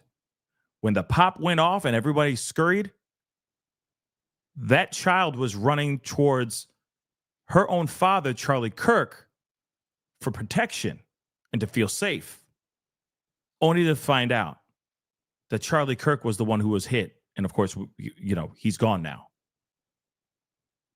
Now, that is absolutely crazy. The family was not there. I heard that the family was there. So, again, no matter what, their work, you have other people that were there. Okay. Kids and all that. Okay. I apologize. I thought he was there. I heard that story saying that he had his family there, but I could be wrong. But still, no matter what, you have this college event. There were all kinds of people there to be a part of this event. So again, they're looking at he's looking at some serious charges. Take a look. Take a look at this. See, I feel like that's the argument that's going to be happening in the chat. Were they there or were they not there? I heard that they were. I could be wrong. Like I said, I could be wrong. But Robinson has also been charged with not only just aggravated M, all right, but felony discharge of a firearm causing serious bodily harm, obstruction of justice, 2 counts of witness tampering, and commission of a violent offense in the presence of a child. Okay. Now, of course, they have said this is an American tragedy. And it's absolutely terrible. Okay. Absolutely terrible. Terrible. So I think this is very, very interesting that you have somebody who is having a full-on conversation with their partner as if it was like a love letter. Hey, look what I did for you. I did this for you is a big deal. Okay. It's a very, very big deal. Now, something else I want to talk to you guys about. Remember Larry David? Or at least we were all calling him Larry David because of the haircut. George Zinn. Remember George Zinn? Well, look at this. I can only show for like a few seconds because of the title. But he has been hit with CP charges, y'all. Yeah. The guy who stepped up and was apparently they say that he said, this guy right here, we've been calling him Larry David, all right, because of the haircut and everything. He's pretty much in trouble. Yeah, he's gross. This man's gross. This is the same guy that as soon as Charlie Kirk got hit, he goes, I did it. And from what they're saying is that he said that he wanted to do that because he wanted to give the assailant more time to run away. Yeah. But here's the question, though. Did he know who the mother lover was? Why would you suddenly risk it all for this why would you, for any piece of trash? Why, bang, I did it. Why would you say that? Doesn't that seem a little bit odd? Little bit odd? One thing they did not confirm is if he operated as a lone wolf. They did not say anything about that. They did not confirm nor deny. I don't know what's up with the puppet. Okay. They did not confirm nor deny if he operated alone. You heard that in the press conference. They said, was he just like a lone wolf? Okay. And they're like, we can't answer that right now. We cannot answer that right now. We do not have the answers. Okay. So the same mother lover that said, I did it. And he got arrested, throwing the police completely off. Now getting hit with CP charges, yo. And yeah, that's true. Beautiful messy ball. They don't know. They don't have any cute clue yet. They don't know.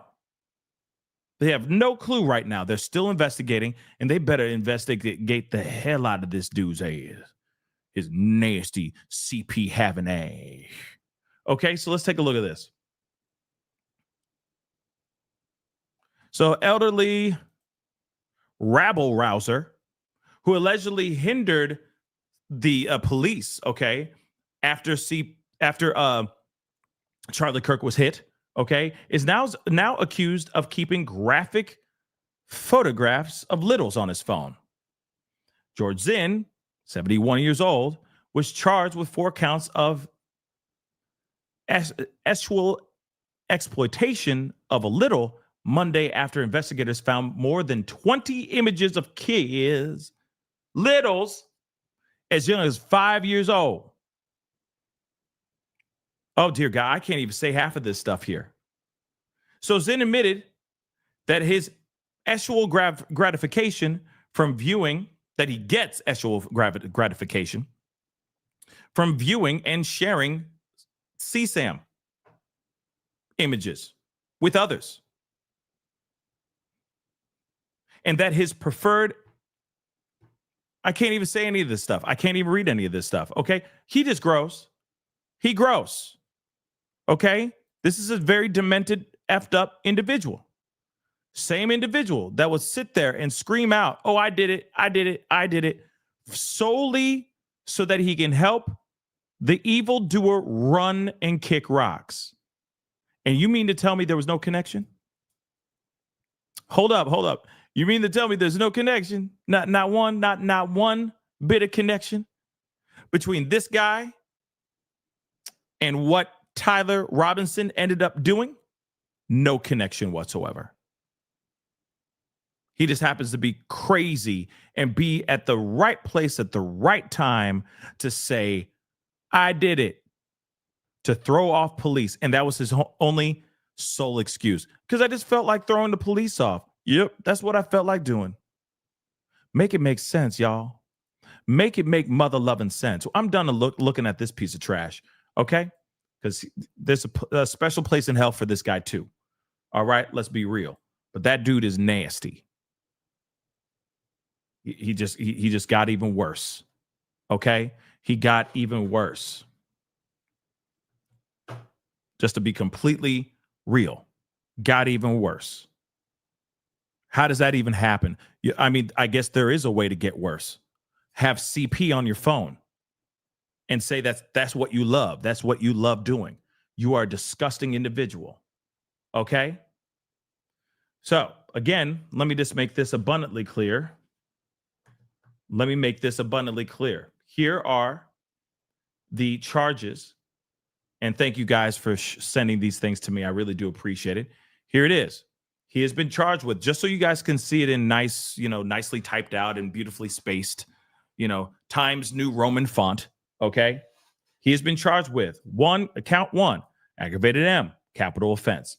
2, felony discharge of a firearm. 3, obstruction of justice again. So that's 2 and 3. 3 and 4.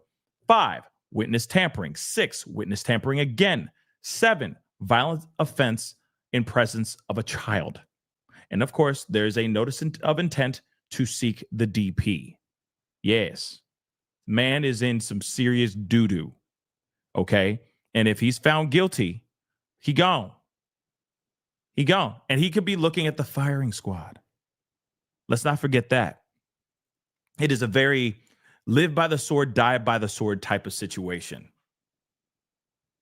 Real talk. Live by the sword, die by the sword situation. And they may go, we doing firing squad. Bye. We doing some poetic justice out here. I'm just saying. They ain't playing, man. They ain't playing.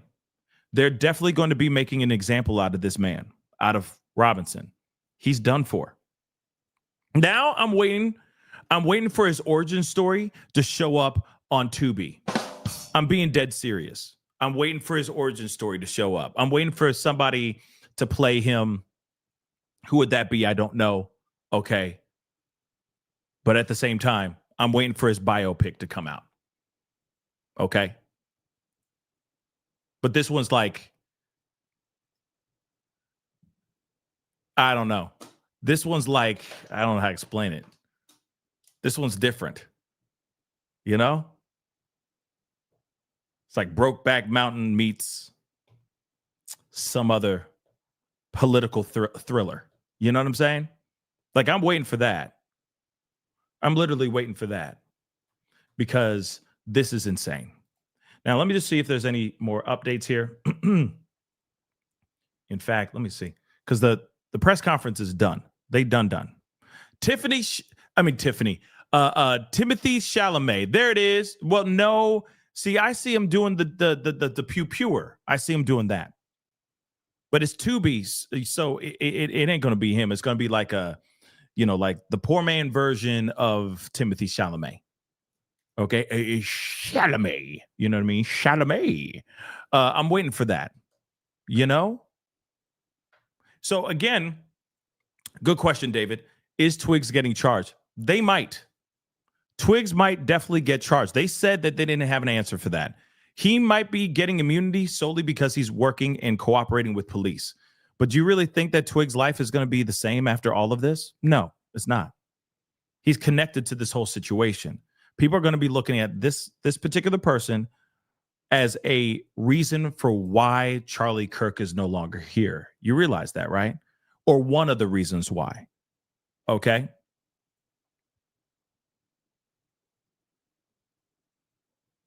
Yeah, I can see a book deal for them, but it's so jacked up when it's like, that's part of a tragedy. Here's my book. I don't know. There's just something about that just irks my soul a little bit, you know? It's like, good on you. You're able to put pen to paper or hire a ghostwriter to write 300 pages of your life story. But especially when it surrounds a tragedy, it makes me feel weird. Like Twitch, when Twitch passed away, his wife, a year later, comes out with a book. It just made me feel some type of way about it. It just doesn't feel right. You know what I mean? But like I said, Twigs is going to have a hard life if they're not catching any charges. And I guarantee you, I'm sure they're not catching any charges solely because they're unearthing everything. But if they actually did tamper with any type of evidence, they might get something. It may be something like a little slap on the wrist, but they are cooperating big time with police. The question still remains, did Twigs know or did Twigs not know? Is this just one big fat ass surprise for them?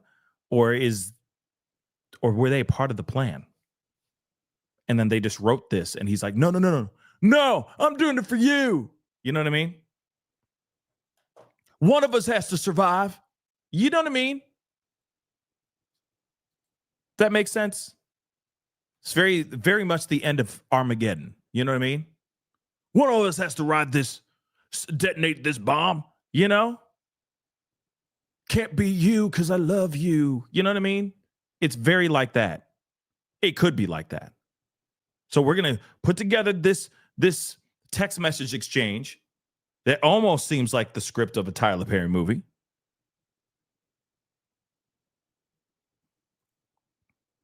And I'm going to get you out of this situation. And if it comes to a place where we're in trouble, all I ask for you to do is don't talk to 5-0 or don't talk to media. Don't get out there. I want you to live your life. Live your life. Like, it's like that. You know what I mean? Just think of me when you're free. Every time you breathe in this freedom air, I just want you to remember me. You know what I mean? Brokeback Mormons. Oh my God. Oh, good God. But it's like that. You know what I mean? So again,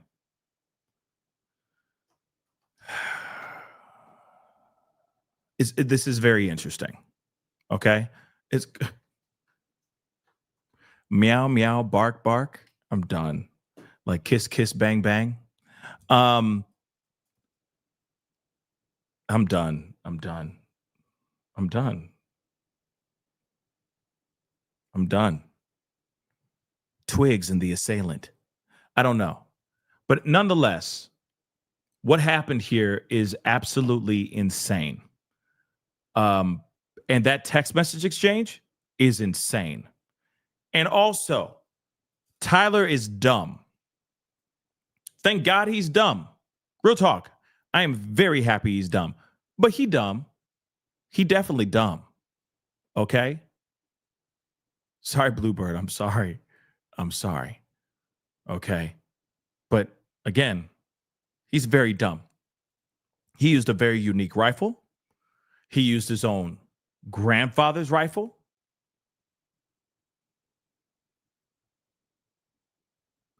Like I said, it's just it's very dumb. It's very dumb. Thank God he's dumb. But he, you know what I mean?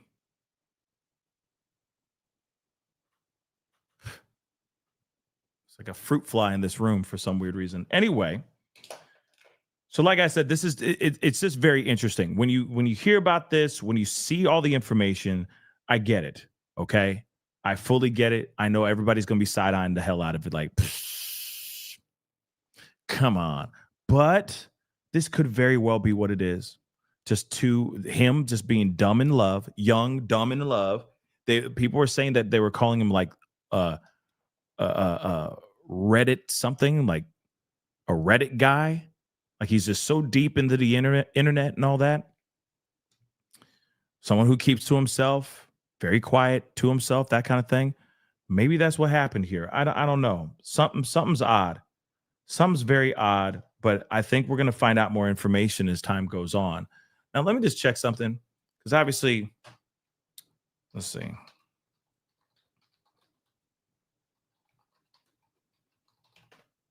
He's supposed to have this court hearing, right? And after this court hearing, he's supposed to be, I'm just checking some here.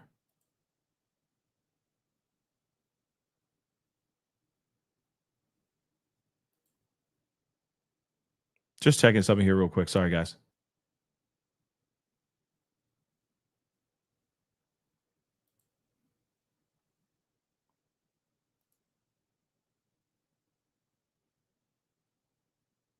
Yeah, there's not, yeah. It's pretty much what it is. It is what it is, I guess. People, of course, are waiting for some sort of arraignment whenever that happens. It's supposed to already been happened, if I'm correct. Yeah, it's supposed to already have happened. So we'll see what happens when that all comes down. But let me get some of these super chats here really quick. And I'll show you what I mean. Because right now, hold on, my mouse always keeps disappearing. There it is. Just so you guys can see what I'm talking about. Boom. We'll just blow it up even more. Grace, thank you so much for the love. Maybe partner didn't take him seriously until after. Maybe that is. Maybe. Like, didn't take him seriously as a partner, or didn't? Yeah, maybe. If I'm processing that comment the right way, that could be it. Beautiful messy ball. Thank you so much about both of them. Charging docks. Oh, okay. I'll take a look at that here too as well. So thank you so much for the super chats. I really do appreciate it. And everybody, to all y'all, thank you so much to all the super chats. It really means a lot. Janobi, that's my man. Thank you. Yeah, that's Ty. That's my man Ty, right? And I said it. I already said it 2 times now. That's my man, right? Texas. So-called memes come from video game Helldivers too. Yeah, but it's interesting because he's even now being like, man, I feel embarrassed for what I ended up writing on the etching on the ammunition. I could have done better, right? I could have chosen better words. And he didn't because he's dumb. You know what I mean? Lexi, thank you so much. Keep in mind, he's hiding right then and watching a lingering policeman that won't leave the scene. So he can't get the weapon. He's nervous. Oh, absolutely. He's tripping balls at that moment, right? He's absolutely tripping freaking balls, right? So again, terrified, understandable, right? He's like, man, my weapon's over there. And if they get it, they're going to be able to pin this back to my family because it's a unique rifle. I can't have that over there, but I had to get rid of it because I can't be out here walking around with a long rifle in my hands. I got to kick rocks, right? He moved, he did what he did, and then he was unsuccessful afterwards. And thank God he was, because without all that information, he'd be out here still living and breathing this freedom air, right? Bluebird, thank you so much for the love. Any news on Trey Reed? Shaken. Yeah. So far, no, but I am keeping an eye on that for sure. Okay. I'm definitely keeping an eye on that. Okay. So again, very, very, very crazy. One thing, hold on. So crazy, all this, the information that's coming out, and we are just at the tip of the iceberg. You realize that, right? You realize that we're just at the tip of the iceberg with all of this. So this is going to be a very, very interesting situation. Because we're not done yet, and we're going to hear more and more people talking about this, bringing this up. And I know a lot of us have questions that we still do not know. That we do not know. Like we are still wanting to know what's going on, and we don't have the full scope of everything yet. We will, though. We just don't have the full scope of it yet. So many moving parts for sure. Okay. And there is a lot of craziness going on out here in these streets as well. There have been 2 men found suspended from trees in Mississippi. I just want to bring that up really quick. Now, I don't know the full scope of the second one yet, but I will be covering that in probably right after this video or after this live. I will be doing that as a short or as a reel here in just a little bit. But yeah, there were 2 men. So you had one yesterday with Trey Reed, and now you have a second person that was found suspended from a tree in Mississippi. Yeah, that's real.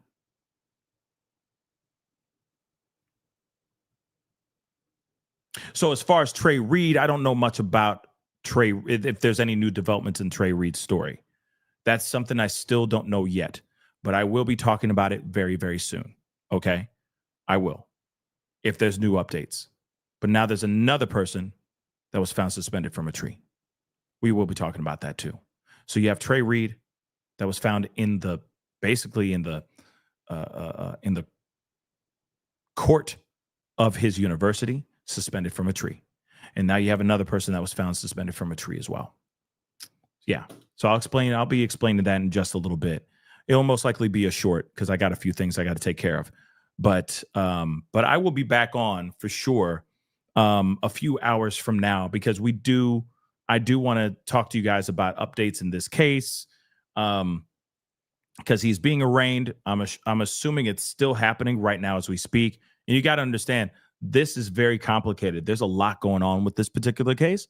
So I could see why this arraignment, okay, his first court appearance might be taking a little bit longer than usual. Okay. He's looking at several charges, y'all. So we'll see what happens. East, just said, oh, I thought maybe you were saying you heard that it was a graphic designer. But anyway, but thanks so much for watching on Kick. I do appreciate it. Okay. Oh, it's supposed to be at 3? I thought it was supposed to already be happening. But okay. So it hasn't happened yet. Thank you. So again, I'll be back on for in a little bit when the arraignment actually happens. So that's like a little bit over an hour or so from now. So I'll be back on around that time too. So, but be on the lookout. Okay. Be on the lookout for the story about the Mississippi, the other man that was found suspended. Also, the other thing too is that I have there's a bunch of other stories. Apparently there's a story about something involving with Emmanuel Haro. So we're going to be looking at that too. I've already covered Trey Reed already. I did that as a short, but please go check out the short. I put it up late last night because I found out late last night about it. So as soon as I found out about it, I posted it. I am also posting a lot of things on my Facebook page. I can't urge you guys enough to go over to my Facebook page. Let me make sure I have that up here so you guys can see it for yourselves.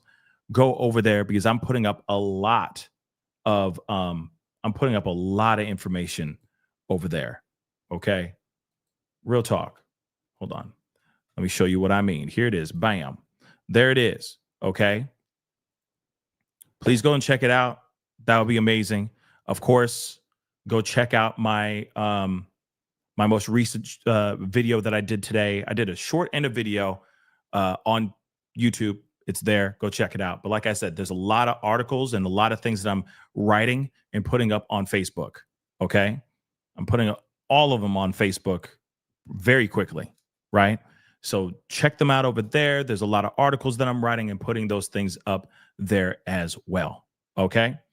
Just so you know. But I'll be back on in a few hours so we can see what else is going on. And of course, they say that they're going to be coming out with documents, the documents in regards to what led to getting him arrested, etc., should be released after his court hearing as well. Here's the other thing too. I did a short about Luigi Mangione already. So go check it out. I did a video about that. It's a short. I did it first thing this morning. It's the first thing I did because that's wild that he dodged some serious charges. Some serious charges he dodged big time. Okay. That's a nope. Thank you so much for the love. Pascal oneself. Tell everyone to check on their okay. What is that? On their people so important. Yeah, I mean, of course, I agree. Definitely everybody, takes 2 seconds to call that loved one, takes 2 seconds to reach out, send a text message, show some love, reach out and just or just listen, just listen to loving, just give your ears to that person that just needs to hear some things out. Okay. Yeah, I think this whole situation is absolutely crazy and we need to start listening to each other again. And I don't think we are. We clearly are not. This kind of violence shouldn't be happening. So we need to figure out how to do better as a country and as people. Okay. But I'll be back on in a little while. Okay, guys, because there's a lot to talk about, a lot of newsing right now, newsing hard. And so be on the lookout. Okay. So make sure that notification bell is set on. Okay. But that is the show. I appreciate all y'all for being here. It means a lot. I'll be back on in a little bit. I'm waiting for the arraignment to happen, and then I'll be hopping back on, and we're going to chop it up even more, okay? But in the meantime, please do me a favor. Hit that like button down below. Crush it. Do what it do. Hit that reaction button if you're watching on these other platforms. If you are, please make sure you're following as well on those platforms, okay? Follow. Don't forget to subscribe here on my YouTube channel. Go to my second channel, The Pascal Show Clips, and my third channel, Pascal Raw. Make sure you're subscribed over there as well. That'd be greatly appreciated. Hit that join button down below. Check out my Patreon, and of course, check out PascalMerch.com. Anyway, guys, it is time to get going. Much love to you guys. I'll see you guys in just a short while. Be good to yourselves. Be good to one another. This is the Pascal Show. Bye.